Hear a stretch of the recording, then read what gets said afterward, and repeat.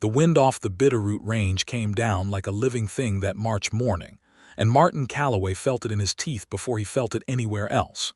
He was crouched behind a granite outcropping on the eastern ridge of Harlow's Gap, his Winchester resting across his knees, his breath coming out in short white clouds that vanished immediately into the cold. He had been up here since before first light, watching, waiting, expecting nothing but empty white silence. He had not expected her. She came out of the throat of the pass, at a pace that made his stomach drop. Not stumbling, not half-frozen, not dragging a dying horse behind her the way every man who had attempted that crossing in the past decade had come out, if they came out at all. She came through riding hard, leaning low over the neck of a dark roan mare, and behind her she was leading a second horse loaded with canvas-wrapped bundles lashed so tight, and so expertly that not a single pack had shifted in what must have been 12 hours of the most brutal mountain terrain in the Montana Territory. Her coat was dark with melted snow from the chest down. Her hat was gone and her dark hair was loose and wild around her face, but her hands on the reins were steady. Her spine was straight. And when she cleared the last boulder field and hit the flat ground of the approach meadow, she pulled the mare up smooth, pivoted in the saddle and looked directly back at the ridge where he was hiding. Martin did not move. He had not been seen. He was too good for that. But she stared at the ridge for a long moment with a look on her face that he could not name, not fear, not relief, not triumph. Something deeper and quieter than any of those things. Something that looked like a secret she had been carrying so long it had become part of her bones. Then she turned forward again and kicked the mare into a trot toward town. Martin Calloway sat on that ridge for a full 5 minutes after she disappeared, and he did not lower his Winchester, and he did not move, and he could not have told a living soul what it was he was feeling. He had been told the Harlow's Gap Pass was impassable in March. He had been the one who told most people that himself. He had been wrong about this woman before he had even learned her name. 3 weeks earlier, Ada Merritt had arrived in the town of Coldwell, Montana Territory, on the afternoon stage from Billings, and the first thing she did was not what anyone expected. She did not ask for the hotel. She did not ask for the general store. She stepped off that coach in the mud of March Street with a worn leather satchel over one shoulder and a long flat case in her other hand that she handled the way other women handled infants, with careful, habitual protectiveness. And she walked directly to the land office. Coldwell was a town of about 400 souls that had been trying to die for 3 years and had not quite managed it.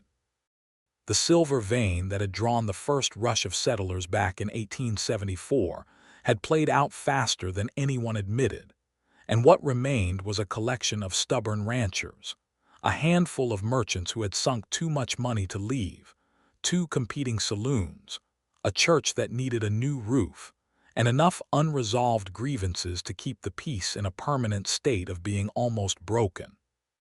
The land office was run by a man named Elias Croup, who was 62 years old and had opinions about women in trousers, which Ada Merritt was wearing under her riding skirt. He watched her come through his door with the kind of expression that was already preparing its refusal before the question was asked. Ada set the flat case on his counter, opened her satchel, and placed a folded document on the desk beside it. "I have a land survey contract," she said, "commissioned by the Helena Territorial Land Commission. I'm to complete a geological and topographical assessment of the Harlow Creek watershed, including the upper pass approaches and the timber line." Elias Croup looked at the document. He looked at Ada Merritt. He looked back at the document. "You're the surveyor," he said. "I am." The commission sent a woman. Ada's expression did not change in any way that could be called an expression changing. It was more that the temperature in the room dropped slightly on her side. The commission sent the best surveyor in the Montana Territory. Whether that happened to be a woman was the commission's determination to make, not yours. Croup opened the document and read it carefully, because men like Croup always think they will find an error that will give them the exit they want. He did not find one. The signature at the bottom was genuine. The commission's seal was correct. Ada Merritt had every legal right to be standing in his office with a survey contract. "March is a bad time to survey up near Harlow's Gap," he said, which was true, and which was also not the thing he actually meant. "Survey windows are determined by land commission schedules," Ada said. "Not by preference." She tucked the document back into her satchel. "I'll need access to your previous survey maps for this quadrant, whatever you have on file. Property boundaries, water claims, any mineral rights registrations from the past 10 years. Croup gave her the maps because the law said he had to, and because Ada Merritt had a manner about her that made men instinctively feel that the cost of not cooperating would be higher than they wanted to pay. She took the maps to the Coldwell Hotel, took a room on the second floor, and spent the first night of her arrival studying every document she had and cross-referencing them against the notes she had brought from Helena. She ate a cold supper of bread and salt pork without appearing to notice she was eating. She made careful pencil notations in a small leather-bound field book. She did not sleep until after midnight. Martin Calloway first heard about her the following morning at Hennessy's saloon, which was where most of Coldwell's important information was exchanged over bad coffee at the hour before noon. "Helena sent a female surveyor," said Tom Price, who ran the livery stable and served as the closest thing Coldwell had to a news service. "Showed up yesterday, has papers from the commission and everything." "What's her name?" asked Fletcher Gaines, who had the Southern Range and had been in a quiet war with the Land Commission for 2 years over a boundary dispute that would be settled or worsened by whatever this survey found. "Merritt. Ada Merritt." Martin Calloway was sitting at the end of the bar drinking real coffee, which he had brought himself in a paper bag from his ranch house, and which the barkeep made him pay extra for the hot water to brew. He was not particularly interested in surveyors. He had his own land, clear deed, no disputes. But he had spent 3 winters in this country learning exactly what was survivable and what was not, and when Tom Price said the woman was intending to survey the Harlow Creek watershed in March, including the upper pass approaches, Martin set down his coffee cup. "The commission expect her to go up through Harlow's Gap?" he asked. "That's what her contract requires, supposedly," Tom said. "Pass is under 8 feet of packed snow right now," Martin said. "There's a cornice on the north face that hangs out about 30 feet over the main trail. One good vibration and it comes down." "I told her that," Croup said, appearing in the doorway with the timing of a man who had been listening to see how this conversation would go. "She thanked me politely and asked for the maps anyway." Fletcher Gaines made a sound that was not quite a laugh. "Commission'll have to send somebody else in June." Martin Calloway said nothing more. He put a nickel down for his water and walked out. He had his own reasons for being on that eastern ridge 3 weeks later, and none of them had to do with Ada Merritt.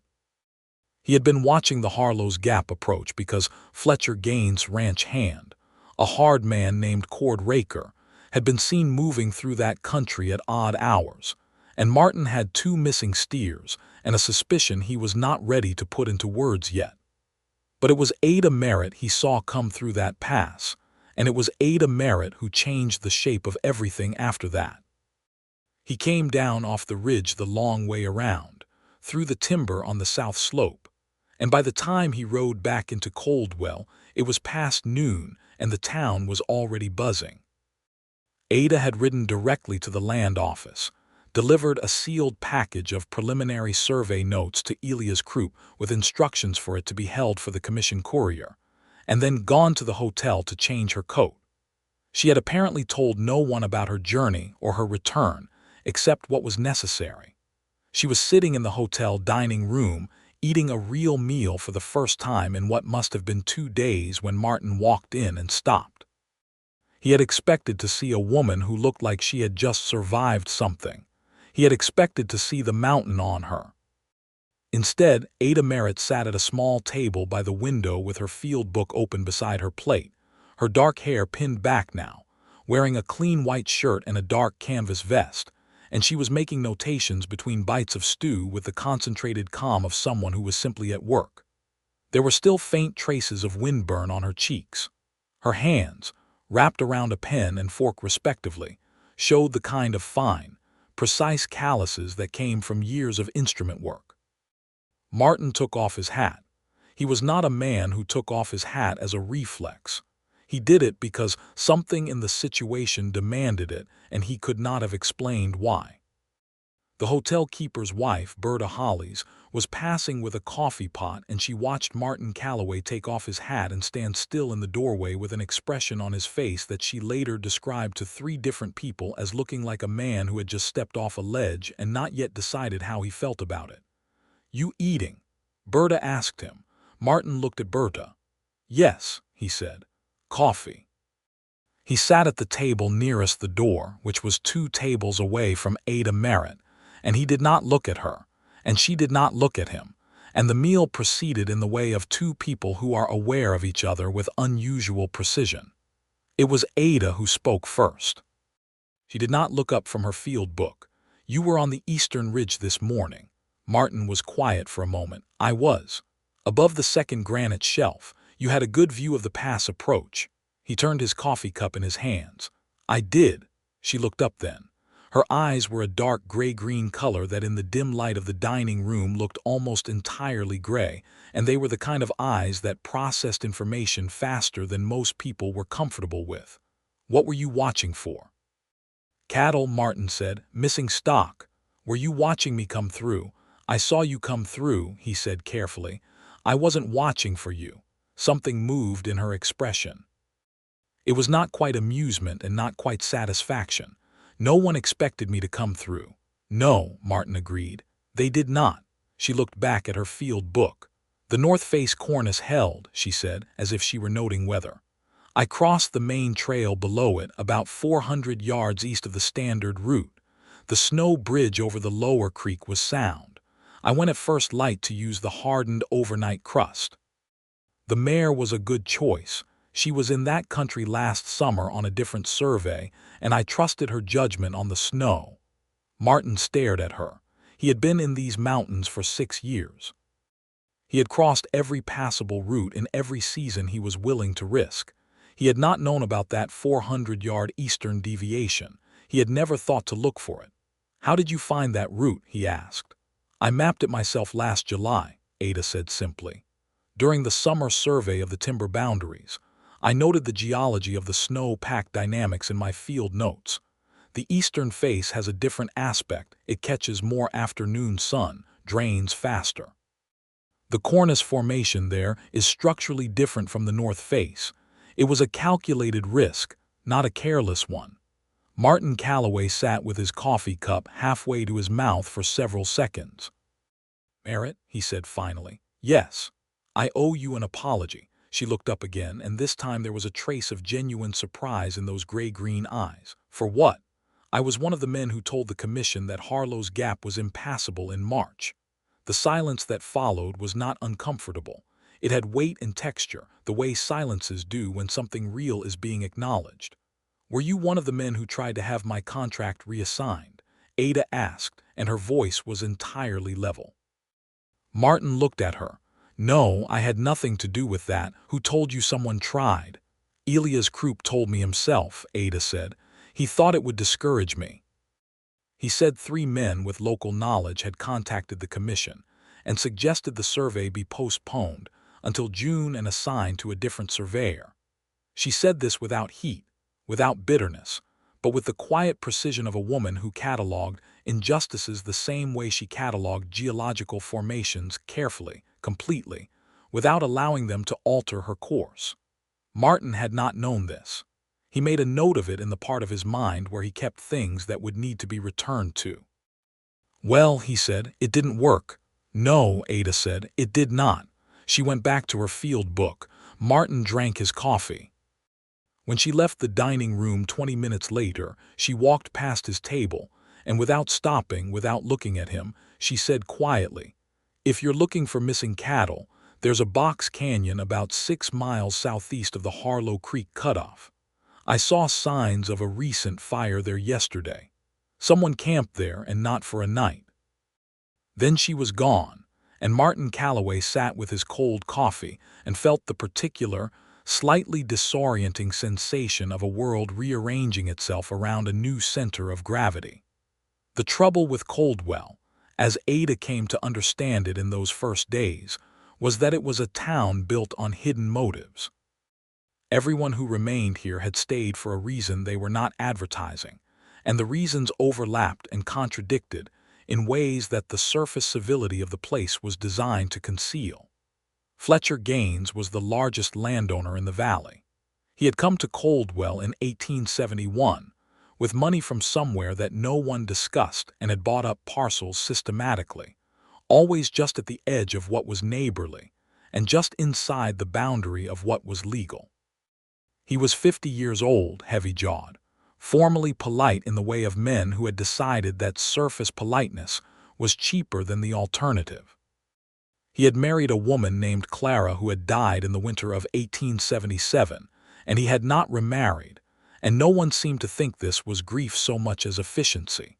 When Fletcher Gaines learned that the Land Commission survey would include the Harlow Creek watershed, his response was to ride into Coldwell and have a quiet conversation with Elias Croup about the timing.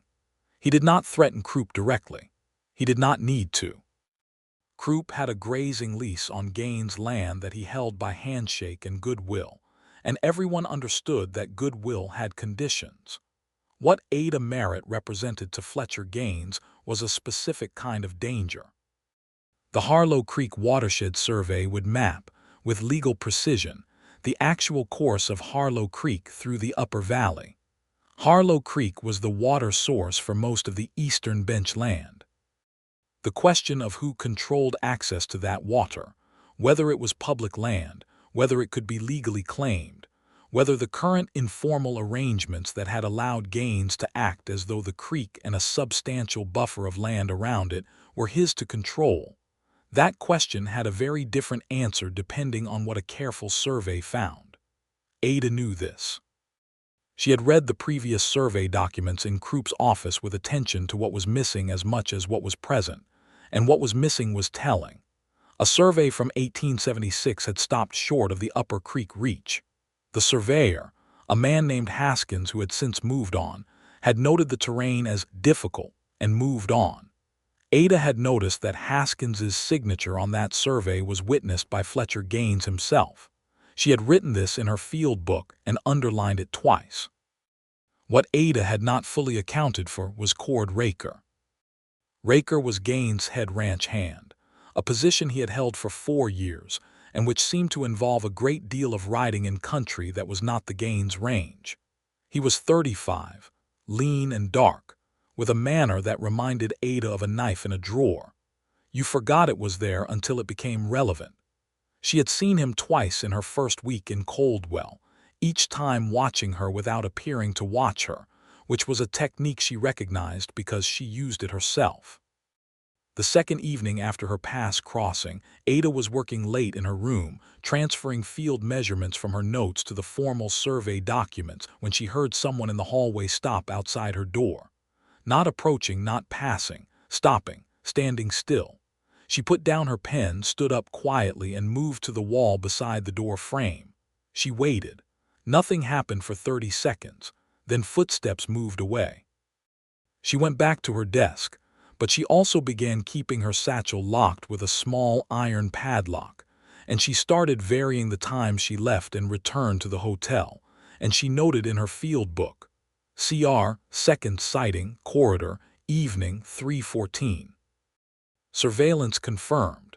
It was this entry, which she did not know Martin Calloway would eventually read, that told him everything he needed to know about Ada Merritt's quality of mind. Martin had found the box canyon Ada mentioned. He went the day after their conversation in the dining room, taking the long approach from the south so he could come up on it from above. What he found was not just a fire. There were marks in the frozen ground consistent with a temporary pen posts driven and removed, the kind of setup you made if you needed to hold stock for a few days and then move them on. He found fresh-cut pine boughs piled against the canyon wall in a way that would have concealed a corral from anyone approaching from the main trail. He found 3 scraps of twisted wire that matched the gauge used on his own fence line. He found a boot print in a soft patch of ground beside the fire ring that he knew. He had seen Cord Raker's boot tracks before, on his own property, at a time when Raker had no reason to be there. Raker wore boots with a square heel tap that left a distinctive mark. Martin stood in that canyon for a long time. He was not a man who moved to conclusions faster than the evidence justified, and he was not a man who made accusations without the weight to back them. He took careful note of everything he saw. He measured the pen marks with his thumb and recorded the dimensions in his own small notebook. He collected one of the wire scraps and put it in his coat pocket. He thought about Ada Merritt, who had seen signs of this camp from a distance while crossing a mountain pass in March, and had noted it and mentioned it to a stranger at dinner as casually as reporting the weather. He thought about what it meant that she had made that observation, and trusted him with it on the basis of nothing more than a 2-minute conversation. He thought about her hands making those precise notations in her field book, the way she spoke about the cornice, about aspect and drainage, and snow-pack dynamics with the ease of a woman who had learned those things the way other people learn to read, not from books first, but from the country itself. He rode back to Coldwell with a feeling in his chest that was part satisfaction at finding what he'd been looking for, and part something else that he was not yet willing to name. Fletcher Gaines called on Ada the following morning, which was a Thursday. He sent his calling card up with the hotel boy, which was a gesture of formality that Ada recognized as a signal. This is a man who wants you to understand that he considers himself significant. She came down to the hotel parlor with her field book because she intended to take notes and she wanted him to see her do it. Gaines was a physically imposing man who had learned to use his size as a social instrument, without appearing to do so. He stood when she came in, which was courtesy, and he offered his hand to shake, which acknowledged her as a professional equal, and he smiled with the practiced warmth of a man who has spent 30 years using charm as a tool. "Miss Merritt," he said, "I hope Coldwell has been welcoming." "It has been adequate," Ada said, and sat down and opened her field book. Gaines watched her open the field book with a slight adjustment in his smile. He sat down across from her. "I wanted to be a good neighbor," he said. The Gaines Range runs along the eastern boundary of the Harlow Creek corridor. If you need access for your survey work, I'd want you to feel free to cross my land. "Thank you," Ada said. "I may need to take you up on that. I'll need to survey the right bank of the upper creek, which I believe runs along your eastern boundary." "It does," Gaines said pleasantly. "It also runs through some terrain that can be treacherous this time of year. I've lost a hand to that country in a February storm. I'd hate for something to happen to you out there alone." Ada wrote something in her field book. She did not look up. "That's kind of you to mention," she said. "Do you have any knowledge of the historical water rights claims on the Upper Creek Reach? I see the previous survey from 1876 was incomplete." Gaines' pleasant expression did not change, but the quality of his stillness changed. "Haskins had a difficult season," he said. "Bad weather, as I recall." "The 1876 survey was conducted in July," Ada said. "Harlow Creek watershed has some of the most reliably clear weather in the territory in July." The silence that followed was brief, but it had a texture that Ada recognized as the moment a hidden motive becomes visible. Gaines looked at her with a reassessment happening behind his eyes that he covered quickly. "Miss Merritt," he said, in a slightly different register than before, less warmth, more directness. "The land in this valley has been worked and built on by real people for over a decade. The arrangements that exist here are not perfect on paper, but they are workings arrangements. A survey that creates legal ambiguities where practical arrangements already exist can cause a great deal of disruption. The purpose of a land survey is not to confirm existing arrangements," Ada said, finally looking up at him. "It is to establish facts. What anyone chooses to do with those facts is a separate question." Gaines stood. He was still smiling, but it was the smile of a man who has made a decision. "Of course," he said. "I hope you'll be careful out there." Ada wrote in her field book after he left, G offered access note. Strategic, implied precedent arrangement argument shifted to implied warning at end. Motive confirmed. Survey of Upper Creek Reach is the target. CR surveillance likely related. She sat for a moment, looked at what she had written, and then wrote one more line. Who in this town can I trust? It was a question she sat with for the rest of that day, and when the answer came to her, it came without drama, which was the way real answers usually arrived. She thought about a man sitting at the far table in the dining room, turning a coffee cup in his hands. She thought about the careful way he had said I was wrong. Not I was mistaken, not the past was more crossable than I thought, just the plain, direct acknowledgement that he had been wrong and that it mattered. She thought about the information she had given him about the canyon, and the fact that he had not asked why she was sharing it with him, had not questioned why she would trust him with something she had observed. He had simply received it with the clean economy of someone who understood that information offered in good faith deserved to be received in kind. She thought about the way he had taken off his hat in the doorway. She was 27 years old and she had been doing this work for 5 years, and she had learned to read the geography of human intention the same way she read land, looking for what was actually there rather than what the surface suggested. What was actually there, in Martin Calloway, was a man without a hidden motive. That was rare enough that she had noticed it immediately. Ada found Martin Calloway at his ranch that afternoon. The Calloway spread was 4 miles east of town, a modest operation by valley standards. 320 acres, a solid if plain ranch house, a barn that showed serious repair work done recently and done well.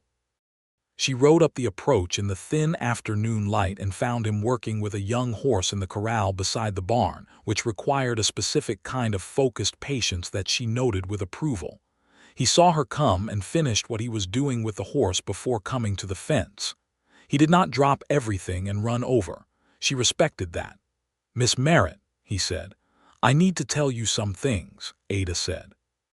"And I need to know whether there is any connection between you and Fletcher Gaines that would make that a bad idea." Martin looked at her steadily. "I have no connection to Gaines. I've had a quiet quarrel with him for 2 years over a water diversion he built on his north boundary that affects my east pasture drainage. He's been polite about it and hasn't fixed it. He visited me this morning," Ada said. "He wants the Upper Creek survey to not happen or to happen in a way he can control. I believe the ranch hand you mentioned, Cord Raker, has been watching my movements on his instruction." Martin's jaw tightened. "I found your canyon," he said. "The Box Canyon. Raker's tracks are there. He's been moving stock through. I'm fairly certain my missing steers ended up in that canyon and were moved on from there." Ada looked at him. "So he's running cattle theft as a side enterprise. Or Gaines is running it and Raker is the instrument," Martin said. "Gaines has the resources to move stolen cattle out of territory through the high country before anyone starts asking questions." "Through Harlow's Gap," Ada said. Martin was quiet for a moment. "Yes, if someone controlled access to that pass, they could move a great deal through there in summer and early fall without being tracked. And a complete survey of the watershed with accurate mapping of the pass approaches and the Upper Creek," Ada said, "would make it considerably harder to claim that land informally." "Yes," Martin said, "it would." They looked at each other in the pale March light, and the geometry of the situation was clear between them without either of them having to state it in full. Ada Merritt's survey was not just a threat to Gaines' water control. It was a threat to the entire informal empire he had built on the assumption that what was not mapped was effectively invisible. "I need to complete the Upper Creek Reach survey," Ada said. "I need to do it soon, before the snowmelt makes the creek banks unstable. And I need someone who knows this country, and who has an independent reason to want the truth of it established." "I'll ride with you," Martin said, and the simplicity of it was so unadorned that Ada blinked. "You don't know what you're agreeing to," she said. "Gaines has a man watching me. Gaines himself is capable of more than polite conversation, I believe." "Miss Merritt," Martin said, and there was something in his voice that had changed from the careful politeness of the dining room, something quieter and more certain, like a foundation that has been there the whole time and only now is visible. I've lived in this country 6 years. I know what Gaines is, and I know what this valley is worth. The fact that you came through that pass tells me you know what you're doing out there. I'd be proud to ride with you. Ada looked at him for a long moment with those gray-green eyes that processed everything. Then she nodded. "Tomorrow," she said, "early. Can you bring provisions for 2 days? I want to complete the upper reach in a single push if the weather holds." "I'll have everything ready," he said. She turned her mare to ride back to town and then stopped. "Mr. Calloway." "Martin," he said. A pause. "Martin, what is the missing steer situation worth to you legally?"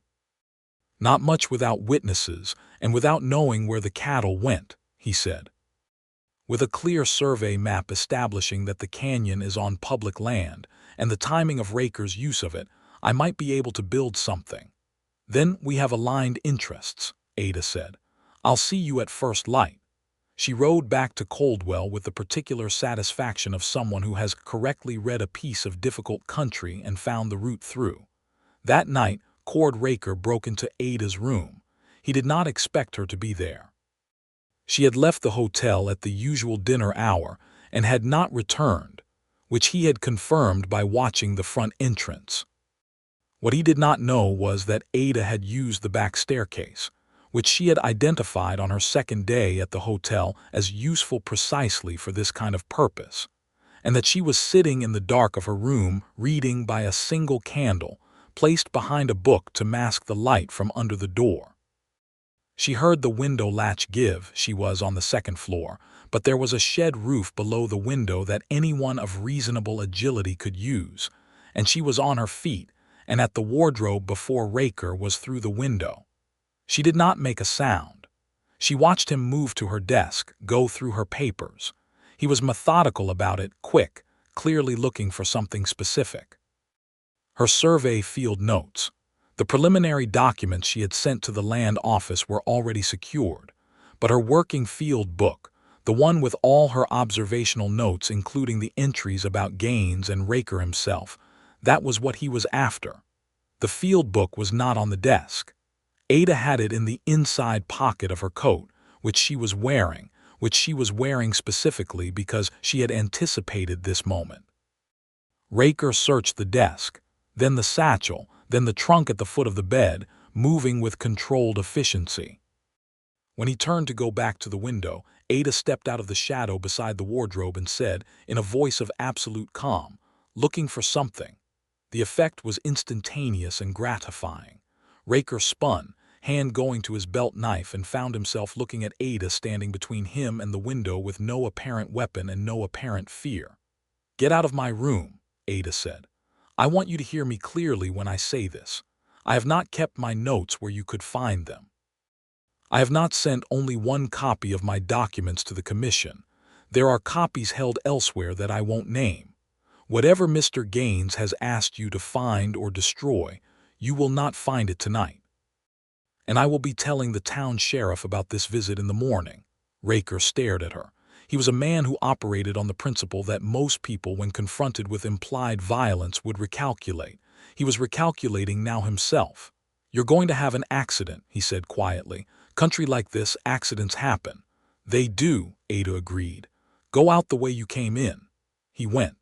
He had no other option that did not carry costs he was not authorized to pay. Ada watched him go out the window, cross the room to lock the window latch from inside, and then sat down on the edge of the bed and allowed herself 30 seconds of hands shaking before she picked up her pen and wrote in her field book. CR entered room via shed roof, window access, approx 9 p.m. Searched desk, satchel, trunk, departed without findings. Verbal threat of accident issued. Time, 9:17 p.m. Then she blew out the candle, moved the chair from the desk to brace the door handle, lay down on the bed fully clothed with her coat on, and went to sleep with the focused self-discipline of a woman who understands that exhaustion is its own kind of vulnerability and who refuses to be vulnerable. She told Martin about the visit the next morning as they rode out before dawn. Martin Calloway's response was a silence of about 30 seconds, followed by a quiet, controlled expression of fury that Ada found more convincing than any amount of loud outrage would have been. "He threatened you," Martin said. "He implied it," Ada said. "Which is more useful to me, actually. Direct threats are difficult to use legally. Implied ones, from a documented context of surveillance and property entry, tell a clearer story." Martin looked at her writing beside him in the cold pre-dawn gray, and he felt the particular dislocation of a man whose idea of protection has just been quietly informed that it needs to expand its definition. He was not offended by it. He was something more interesting than that. He was genuinely impressed, and the admiration sat in him without competition from pride, which told him something about himself that he thought he should pay attention to. "You're not afraid," he said. "I'm afraid," Ada corrected, without looking at him. "I'm not confused by it. Fear is information. It told me last night that the situation was serious and that I should lock the window and brace the door and sleep light. It did not tell me to leave." They rode in silence for a mile. The sky ahead of them was beginning to lighten at the edges with the thin, cold gold of early March sunrise. The country was beautiful in a way that required patience to see, not the lush drama of summer but the clean, severe beauty of bare rock and white snow and dark timber against a sky that had been washed to clarity by weeks of wind. "Your family is in Helena?" Martin asked. "My mother is," Ada said. "My father died when I was 14. He was a surveyor. He taught me the work when I was small. I could use a transit level before I could ride a horse." A pause. "He used to say that the land doesn't lie. It has no reason to. People lie about the land and instruments lie if they're not calibrated, but the land itself is always saying the same true thing. You just have to ask it the right questions." Martin thought about this. "What's the right question for the Upper Creek Reach? Where does the water actually go?" Ada said. "And who built what to change that?" They came to the edge of the Gaines property at mid-morning, and Ada paused to consult her maps and the survey instrument she set up on her portable tripod. A surveyor's transit, a precision instrument of brass and glass that she assembled with the quick, sure movements of someone who had done it 1,000 times. She sighted through the eyepiece, called out measurements, and recorded them in her field book while Martin held the measuring rod at the points she indicated, learning quickly what she needed from him and doing it without requiring explanation the second time. Working alongside her, Martin felt something he had not expected. He was 32 years old and he had done hard physical work in hard country his whole adult life, and he was unaccustomed to being the less expert person in any practical situation. With Ada, he was simply the assistant, and the surprise of it was that this did not diminish him at all. It clarified him. He found himself paying attention to what she was doing with the quality of attention he gave to learning a new trail or reading a new piece of country, the same respect and focus, applied to a person. She was extraordinary at what she did. That was simply true in the way the mountains were true, a fact of the landscape that required no interpretation. At midday they ate a cold meal sitting on a rock shelf above the creek while the horses rested, and Ada pointed out what she had found so far. The creek ran straight and clean on the public land survey line. But 3 miles up, as the valley narrowed toward the ridge approach, there was evidence of earthwork, a low berm, not natural, running along the left bank for about 100 yards. It had been built to redirect creek flow. Not dramatically, not the kind of obvious diversion that anyone would notice or contest, but enough to shift the water table on the bench above it in a way that increased winter water access on the Upper Gaines Range by an amount that added up significantly over years. "That berm is on public land," Ada said, "on the survey line for the unpatented territory. Gaines built it, I'd estimate, 4 or 5 years ago based on the vegetation regrowth. He had no right to do it, and he did not register any water rights claim, because a water rights claim would require a survey that would reveal both the berm and the fact that there was no legal basis for it. Martin stared at the berm. He thought about the drainage problem on his east pasture that Gaines had been politely failing to fix for 2 years. "The berm affects the water table downstream," he said slowly. "All the way down to your east pasture drainage." "Yes," Ada said. "I checked your property boundary on the map this morning. The altered creek behavior from this berm would explain the drainage pattern you described. Gaines built something illegal on public land that benefits his range at the expense of yours, and then politely declined to acknowledge the problem he caused." Martin was quiet for a long time. Below them, the creek ran and sparkled in the thin sun. The cold was intense at this altitude, and their breath made small clouds in the air between them. Ada was watching him with that focused, clean attention, not pushing, just present. "He's been lying about this for years," Martin said at last. "Yes. You found all of this in 2 days." "I found the evidence in 2 days," Ada said. "The finding took 5 years of learning how to look." Martin turned and looked at her fully, and Ada looked back at him, and something passed between them that was not quite a conversation and not quite an understanding, but was somewhere between the two, the kind of exchange that happens when two people recognize, at the same moment, that they are in the presence of someone whose quality they have not encountered before. "Ada," he said, using her first name for the first time and not appearing to notice that he had done it. She noticed. She noticed in the precise, cataloging way she noticed everything, but she let it pass without remark, which was a form of permission. "We should keep going," she said. "I want to survey the upper reach before the afternoon clouds come in." They worked through the afternoon as the light changed and the cold deepened, moving up along the creek toward the timber line where the Harlow's Gap approach began. Ada worked with the steady, absorbed focus of a woman in her element, and Martin worked beside her, and the collaboration between them became, over the course of those hours, something that neither of them remarked on but both of them felt, the specific ease of two people whose competencies complement each other without competition. By late afternoon, they had established camp in a sheltered draw half a mile below the timber line, with a fire going and coffee on, and Ada was completing her field records while Martin tended the horses. The sky had gone a deep cold orange in the west, the mountains black against it, and the silence was the complete and specific silence of high country in winter. Not the absence of sound, but a positive, full, inhabited quiet. Martin came back to the fire and poured coffee and handed Ada a cup without asking if she wanted one, because he had observed that she always wanted coffee and never asked for it. Ada accepted it without looking up from her work. "Thank you," she said. "It's nothing." "I don't mean only the coffee," she said, and she looked up then, and the firelight caught her face in the way that firelight is specifically designed by the universe to illuminate certain faces, and Martin Calloway felt his breath alter. He sat down across the fire from her. He was not a man who spoke into emotional silences easily.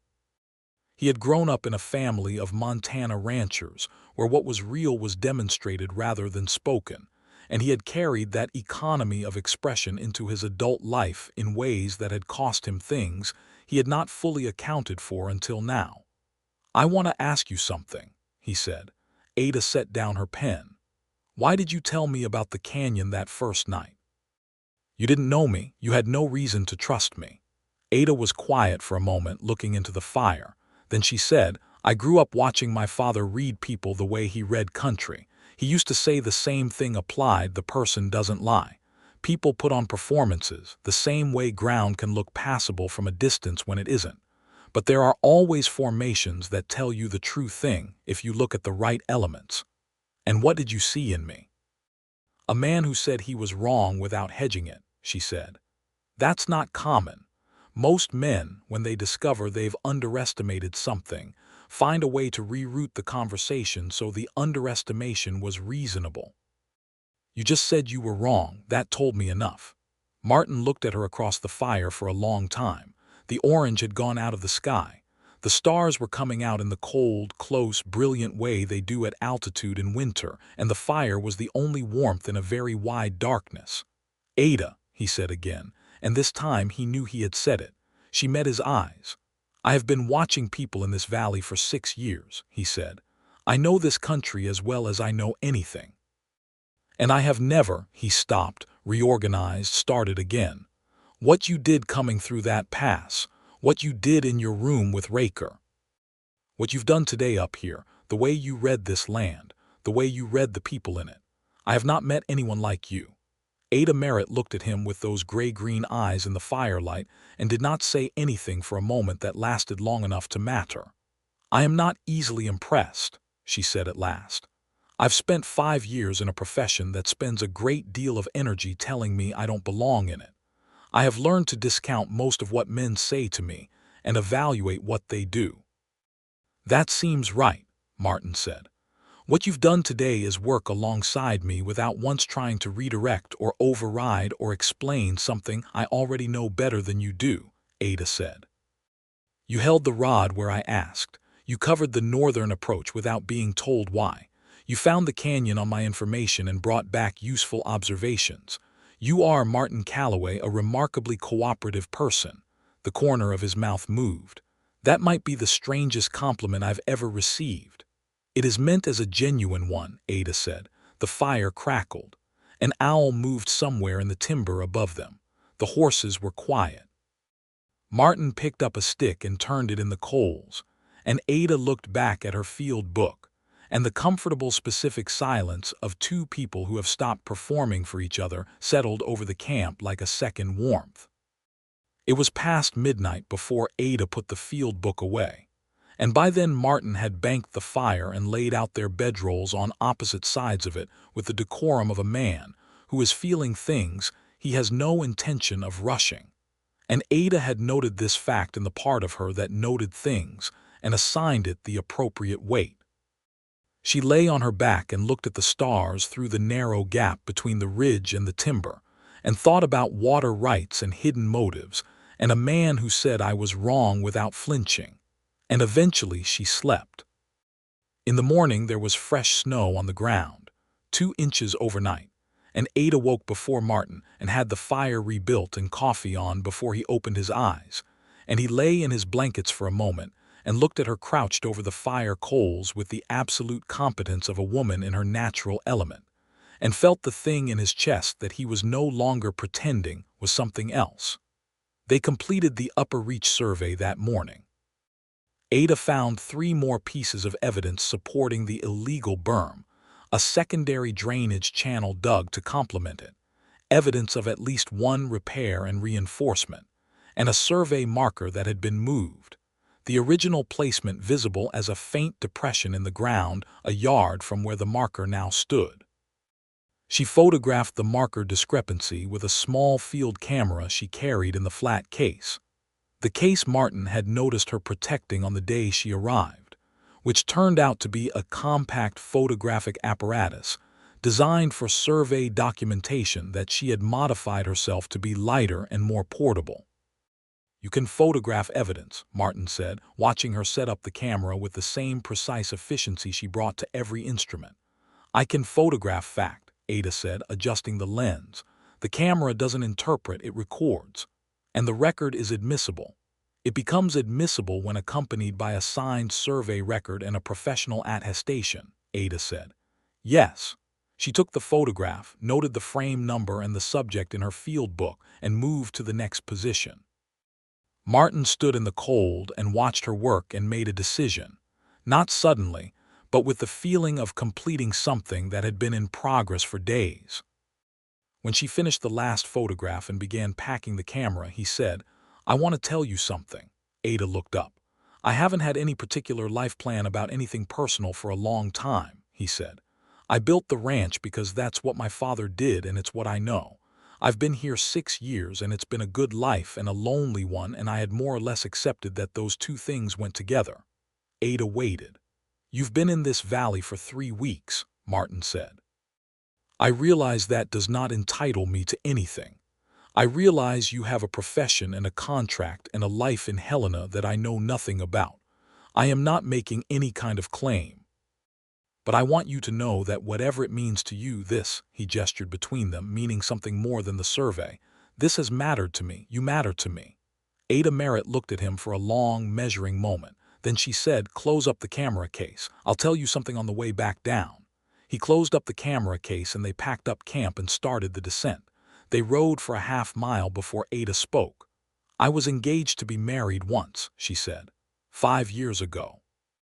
He was a perfectly decent man who became, over the course of 6 months of engagement, incapable of concealing the fact that he expected my professional work to end when the marriage began. He did not say this directly because he was a perfectly decent man, but it was in everything he said about the future. He spoke about my work as a current phase, a temporary thing, something I was doing until real life, meaning his life, began. What happened? "I ended the engagement," Ada said. "It was not easy. My mother thought I had made a serious error, but I could not be the person I would have had to be in that marriage and also be the person I actually am." She looked at the trail ahead. "I have not seriously considered another arrangement since then, because I have not met a man who seemed to understand that these two things, who I am and what I do, are not separable." Martin rode beside her.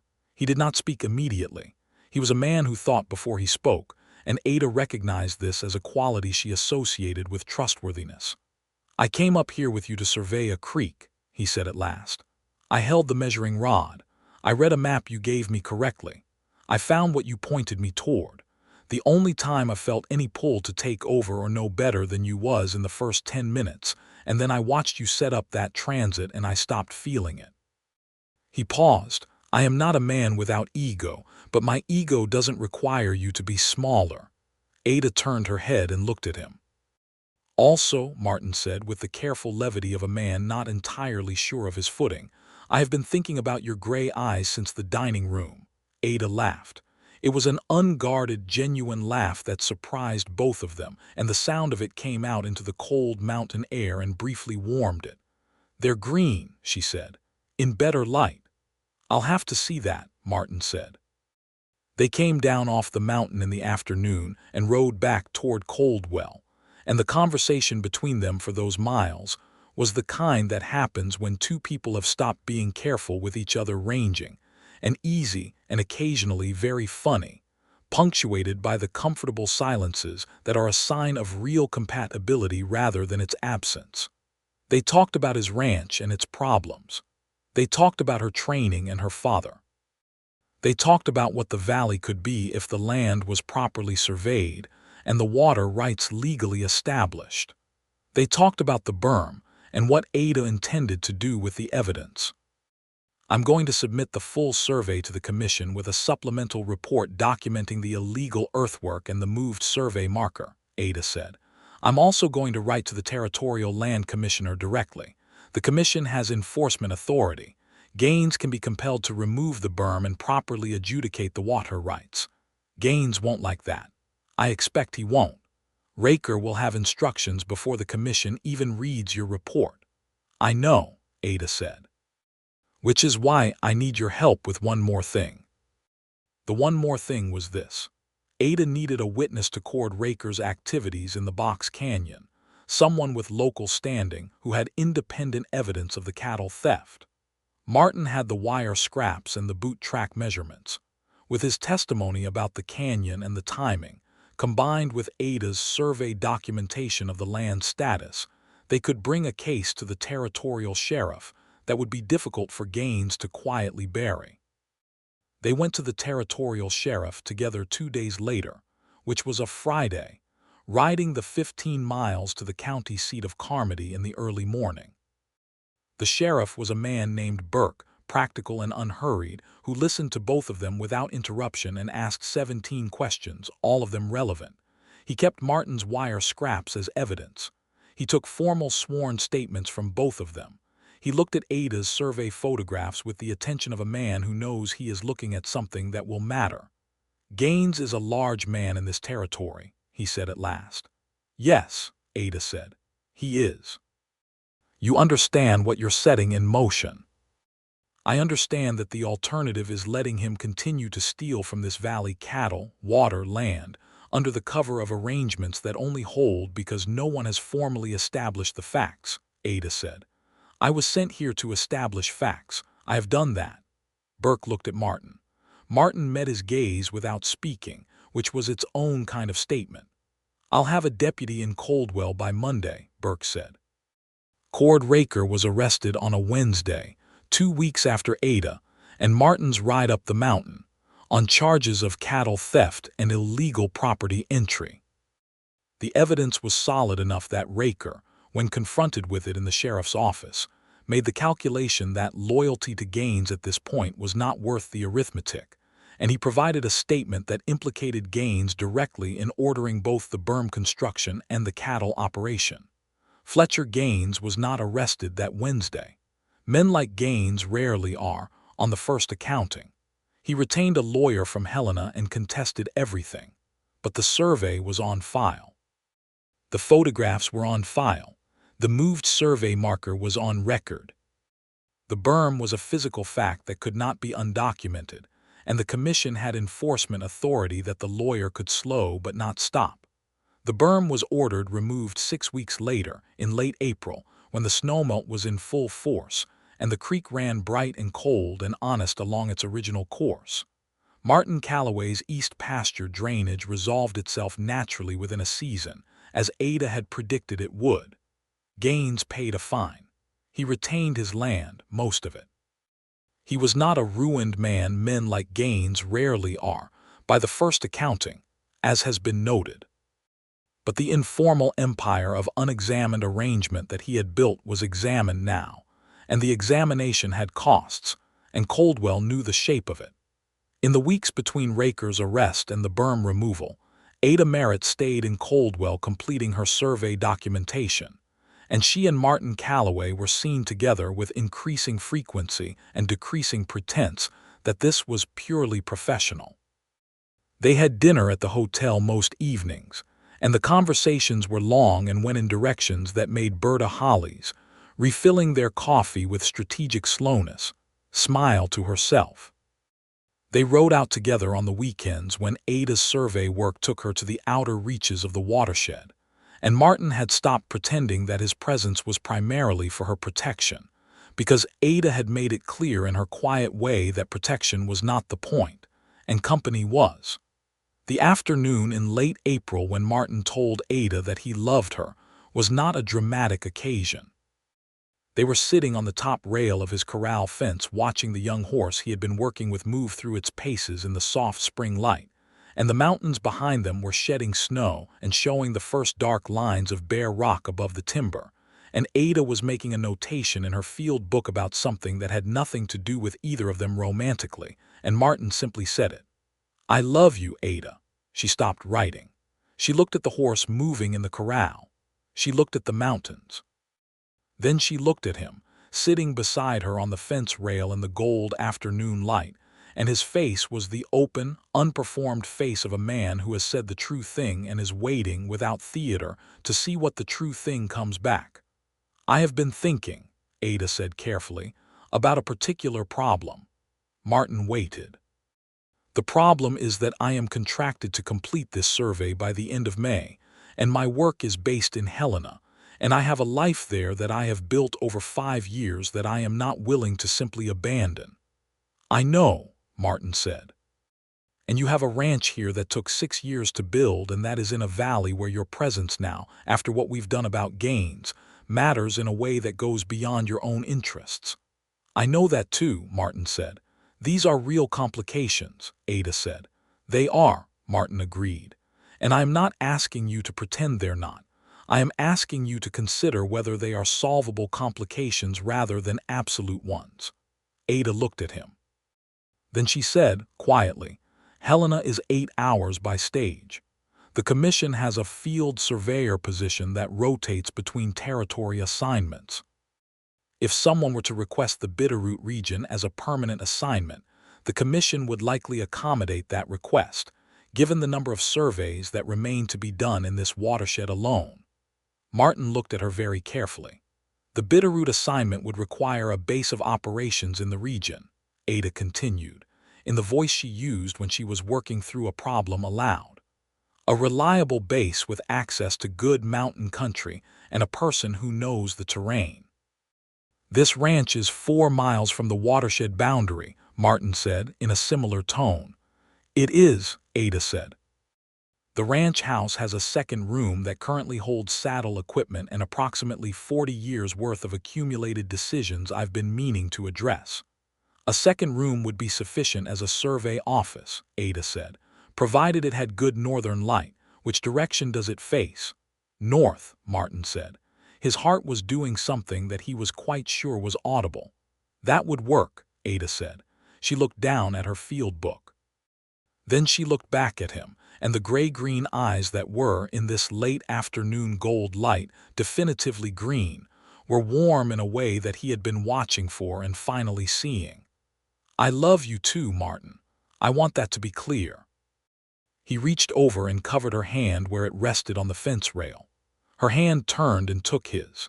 They sat there on the fence in the gold afternoon while the horse moved through the corral, and the mountains showed their bare rock above the receding snow, and did not say anything else for a long time, because the true things had been said and everything else would be worked out. The survey was completed in the last week of May. Ada submitted the final documents to the Helena Commission, with a supplemental report of 47 pages covering the watershed hydrology, the illegal earthwork, the history of the disputed survey of 1876, and recommendations for water rights adjudication that the Commission's own lawyers described, in a letter she received 6 weeks later, as the most thorough survey documentation they had received in a decade of operation.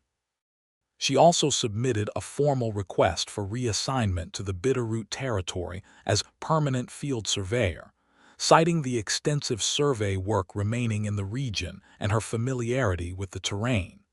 The Commission approved both documents on the same day.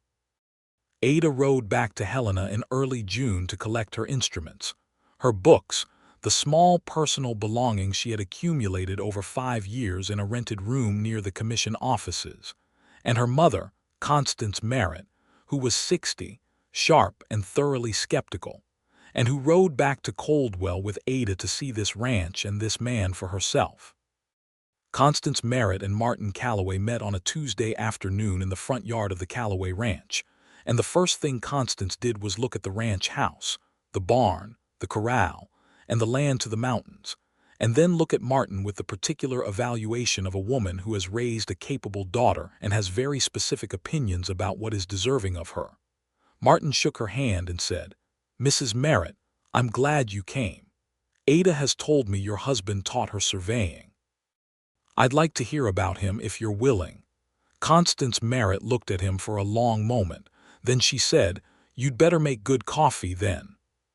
"He makes excellent coffee," Ada said, coming around from the barn. The coffee was good. The conversation was better. By the end of that first evening, Constance Merritt had assessed Martin Calloway through a substantial battery of indirect questions, and arrived at conclusions she kept largely to herself, which was her way. But when she walked with Ada in the dusk along the creek that ran clear and honest along the edge of the ranch yard, the same creek, far downstream, that Ada had spent weeks surveying, she said, "Your father would have liked him." Ada was quiet for a moment. "I know," she said. "He doesn't need you to be less," Constance said. "No," Ada said, "he doesn't." Constance looked at the mountains going dark against the evening sky. "Then that's what I came to see," she said. Martin and Ada were married in Coldwell on the 15th of July, 1882, on a day of clear, hot, utterly beautiful summer weather. The ceremony was performed by the pastor of the church that still needed a new roof, and was attended by most of the town, because Coldwell was small enough that most of the town had opinions about what had happened with Gaines and Raker and the survey, and those opinions were largely favorable to Ada Merritt and the man who had gone up the mountain with her, and the favorable opinions translated, as they often do in small western towns, into a considerable party. Berta Hollies brought a cake. Tom Price brought a bottle of whiskey from somewhere that was not local. Elias Croup, who had given Ada the maps she needed with reluctant legality all those weeks ago, showed up and shook her hand with the specific manner of a man who has revised his position and is acknowledging it without saying so directly. Constance Merritt sat in the front pew and did not cry, because she was not a woman who cried at things she was happy about. Ada wore a dress that was green, the particular gray-green of her eyes in low light, and Martin Calloway, in the good black coat he had borrowed from Tom Price, who was nearly his size, looked at her coming down the aisle of the church and felt the feeling he had felt on that ridge in March, the world rearranging itself around a new center of gravity. And this time he was standing in the center of it with her, and it was not disorienting at all. It was the best thing he had ever felt. The afternoon after the ceremony, in the ranch yard with the party going on inside the house, Martin and Ada stood at the corral fence in the hot summer light, the same fence where they had sat in April, the same fence where the young horse now moved freely and confidently, and Ada leaned against his shoulder, and Martin put his arm around her and they looked at the mountains. "I want to show you the route I found," Ada said. "The one through the pass. In the summer the other way, so you can see the whole geometry of it." "I want you to show me everything," Martin said, meaning it entirely. She turned her face up toward his, and he kissed her in the afternoon light with the easy certainty of two people who have already done the difficult work of knowing each other truly. And the mountains stood in the background of it, enormous and permanent and entirely indifferent to human love, which is to say that they were the perfect witness. The summer passed in a way that summers pass when they are genuinely good, quickly, and without sufficient appreciation of their passing, but with enough moments of real fullness that the memory of them lasted differently from ordinary time. Ada surveyed the outer watershed reaches through July and August, coming back to the ranch in the evenings with her field notes and her photographs, and a kind of focused satisfaction that Martin learned to read as the particular happiness of a person who is doing work they were made for. He rode with her sometimes, when the country required it or when she wanted company. He did not always ride with her, because he had his own work and she had hers, and they both understood that the independence on which their love had been built was not something to be dissolved in the name of togetherness. What they built instead was something more interesting than constant proximity. They built a life that had two full centers that also happened to share a house and a bed and a supper table, and on the evenings when the work was done, a long, easy conversation that ranged where it would. They rebuilt the north fence in late August, working together the way they had worked on the mountain, Martin doing the heavy physical labor of post-setting, Ada handling the precise geometry of the line with a surveyor's eye for true and level. The result was the straightest fence line in the valley, which Martin affected to take credit for, and Ada let him because she thought it was funny. In September, Ada rode the Harlow's Gap route again, this time with Martin, to complete the final documentation of the pass approaches. She took him the alternate route she had used in March, the 400-yard eastern deviation below the north face cornice, and he stood where she had ridden in the dark of pre-dawn March with all her equipment and her loaded pack horse, and looked at what she had navigated, and was quiet for a long time. "I was up on that ridge," he said. "I thought I knew this country." "You know it differently than I do," Ada said. "You know where people go, I know where the ground is." "Together we know both," Martin said. "Yes," Ada said. "Together we know both." They stood on the eastern deviation route in the September light, the mountains around them brilliant with the first cold colors of the turning season, and below them in the bowl of the valley Coldwell lay in its small, stubborn, continuing existence, and the Harlow Creek ran visible from here as a bright thread through the land, going the way it was meant to go. By October, Ada had begun to suspect, and by November she was certain. She told Martin on a Tuesday evening after supper, in the matter-of-fact way she delivered important findings. "I'm going to need to plan around a survey interruption," she said. Martin looked up from the harness he was mending. "The spring survey season," Ada said. "I'll be able to work through winter, but there will be a pause in the spring." He understood her. He set down the harness and came to her where she was sitting at the survey desk by the north window, and he took both her hands and looked at her, and his face did something that had no word in the vocabulary he had been given but that Ada recognized immediately as a man encountering joy larger than he had prepared for. "When?" he said. "April," she said. "Approximately." He held her hands and did not say anything for a moment that felt like the moment before a landscape opens the held breath before a view. Then he said, "I need to rebuild the second half of the survey room. It has a draft." "You've been meaning to address that since I moved in," Ada said. "I'll address it now," he said. And his voice had changed, the way voices change when something has added itself permanently to the inventory of what matters. He drafted the repair on the back of an old survey map, which Ada insisted on being given back, because the map contained useful information about a creek tributary, and completed the work by the end of the month, adding a window on the south wall that let in the thin winter light in a way that the room had not had before.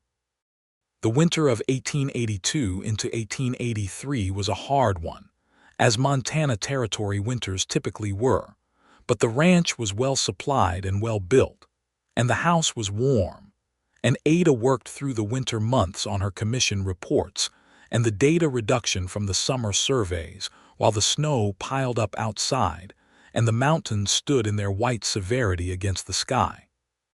Martin managed the stock and the infrastructure of the winter ranch with the steady competence of a man who has been doing it long enough to do it without drama, and in the evenings they were together in the warm house with coffee and books and the particular happiness of a winter life that is full rather than merely waiting for spring. Constance Merritt came back from Helena in February, as she had in November when Ada had written her the news. She arrived on a Thursday stage and moved into the guest room that Martin had prepared with the thoroughness of a man who understood that this particular guest's opinion mattered, and she spent the evenings in the front room and helped with the things that needed doing and said very little except on the night she sat across the table from Martin and said, without preamble, "She will not stop working." "I know," Martin said. "After," Constance said. "She will want to go back to the surveys." "I know," Martin said. "I'll manage." Constance looked at him. "Most men say they will manage and then they mean they will tolerate it." "I don't mean that," Martin said. "I mean I will actually manage. I've helped on surveys for 6 months. I know the work. I can hold the camp together and ride out with her when the terrain requires it, and I'll bring the child and it'll learn the country the same way she did." Constance was quiet. She had a way of being quiet that was evaluative without being unkind. "She did not choose wrong," she said finally. "I know I'm fortunate," Martin said. "Yes," Constance said. "You do." The boy was born in April, as predicted, on a morning when the first real warmth of the year was coming through the south window of the room that had been rebuilt with no draft. He was born healthy and loud, which Constance said was a good sign, and he had Ada's gray-green eyes from the first day, which Martin noticed immediately and reported to Ada as though it were a survey finding of significance. They named him Thomas, for Ada's father. Ada was back on light survey work by June and back on full field work by August, and Thomas Calloway's first summer was spent in a canvas carrier that Ada's mother made, designed to be worn across the chest in a way that left Ada's hands free for instrument work, which meant that Thomas's earliest sensory memories, to the extent that such things leave impressions, were of the precision brass of a transit level at close range, and the sound of his mother's voice calling out measurements with focused, calm precision. Martin found, as the months turned, that fatherhood had added something to him that he could not have predicted, not the addition of responsibility, which he had expected and managed, but a quality of attention and tenderness that had been in him somewhere unexercised and now was not. He was a natural father in the physical way of competent men. The carrying, the patience, the ability to be still with a small person who needs stillness, and the way Thomas looked at him in those first months with the specific, total trust of new life was something Martin held with a care that surprised him. Ada watched Martin with Thomas and thought about the man she had seen on the ridge that first morning, watching from above with his Winchester, and thought about how much is invisible from a distance, and how the truth of a person is in the close examination, the patient looking, the willingness to read what is actually there. She had read him correctly. She had always known she had. Fletcher Gaines, in the settlement of the water rights case that dragged through the territorial courts into 1884, was required to pay restitution to Martin Calloway for the drainage damage his illegal berm had caused, in an amount that covered the east pasture repair and a portion of the lost forage value. It was not a large sum by Gaines' standards, but the principle of it, the formal legal acknowledgement that he had done damage, and that damage had consequences, was the kind of thing that men like Gaines felt as a wound that went deeper than the money. He sold the Northern Range section adjacent to the Harlow Creek corridor in 1884, which was the section from which he had been drawing the benefit of his illegal water management. The land went to auction and was purchased by a cooperative of smaller ranchers, 3 of them, who had been squeezed at the edge of Gaines' informal empire for years, and who now found themselves with honest water access and the kind of future that had been withheld from them. Ada surveyed the new property boundaries for the cooperative as a private contract, done alongside her commission work, and charged a fair price, and the survey was completed in October of 1884 on a day of blazing autumn color with Thomas on her back in the carrier, and Martin on her flank handling the rod. And when she set the final survey marker at the north boundary corner and straightened up and looked at the country around her, she felt the particular satisfaction of a piece of work that has been thoroughly done. "That's it," she said. Martin came to stand beside her. Thomas, who was 18 months old and had recently developed strong opinions about the world, was awake and looking at the mountains with the interested expression of a child who has spent a great deal of time in mountain country. "That's it," Martin agreed. In the spring of 1885, Ada was appointed senior field surveyor for the Bitterroot Cascade District, the first woman to hold a senior appointment in the Montana Territorial Land Commission. The letter from the commission chief arrived on a Thursday, and Ada read it at the kitchen table and put it down and went back to the biscuits she was making, and Martin came in from the barn and saw her face and said, "What happened?" She showed him the letter. He read it. Then he read it again. Then he picked her up, biscuit flour on her hands and all, and held her in the way of a man who has no adequate words for the thing he is feeling and has stopped needing them. "Senior surveyor," he said into her hair. "The first woman," she said, because it mattered and because he would understand why it mattered. "The best surveyor," he said. "That's why." She pressed her face against his chest for a moment and allowed herself to feel it fully. The thing she had worked toward for 6 years, the thing that had been doubted and contested and dismissed and finally, irrevocably, given its proper name. Then she straightened up and said, "The biscuits need to come out." He laughed and set her down, and they ate the biscuits together in the spring morning light, Thomas in his chair at the end of the table working seriously on a piece of dried apple, and the letter from the commission was propped against the coffee pot where they could both see it. In the years that followed, the Calloway Ranch became a different kind of place than it had been in Martin's 6 years of building it alone. It became a place where work of different kinds found their common ground, the physical work of the ranch and the precise intellectual work of survey and measurement, the care of stock and the care of instruments, the practical management of a working piece of land, and the patient documentation of the larger landscape in which that land existed. Ada's field notes from those years, preserved eventually in the Montana State Archives, show a progression of surveys that covered more than 300,000 acres of territorial land and established the legal foundations for water rights, land claims, and boundary definitions that shaped the valley for generations. Martin's ranch grew by measured degrees, never more than what the land could sustain, always within the honest limits of what was real. He became, over those years, someone that the valley regarded the way valleys regard their most trusted residents, not with celebrity but with the quiet weight of consistent presence and fair dealing. Thomas grew up knowing the mountains the way Ada had intended, as country to be read honestly, with respect for what was there and curiosity about what was not yet understood.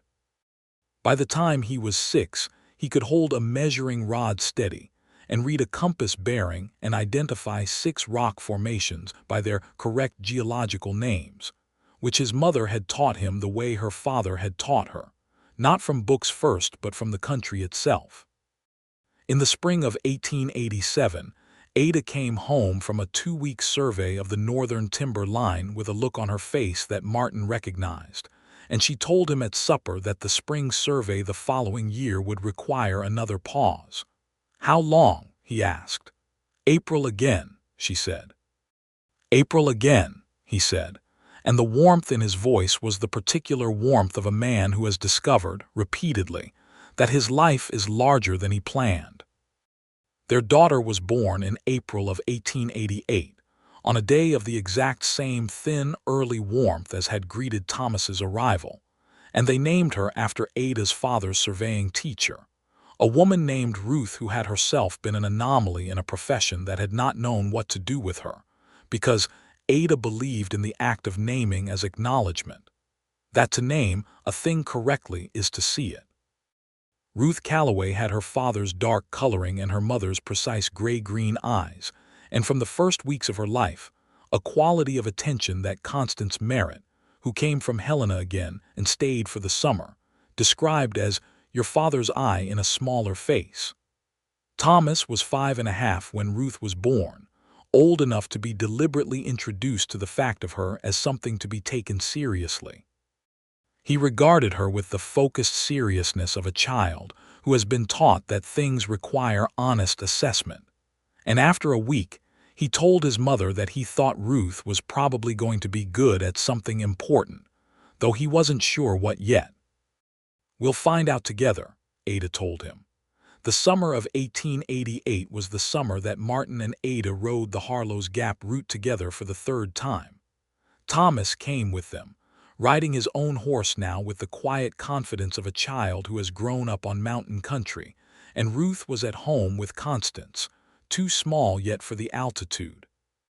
They went up the eastern deviation route, and through the gap, and over the top and down the other side, which Ada had surveyed in the summer of 1883, but which Martin had never crossed, and they stood on the western approach in the afternoon, with the whole long descending country spread out before them, and the wind coming up the far slope warm and clean. Thomas looked at the view with his father's patience and his mother's measuring eye and said, "It's big." "Yes," Martin said. "Mama came through here in the winter," Thomas said. "In the snow." "In March," Ada said. "Yes."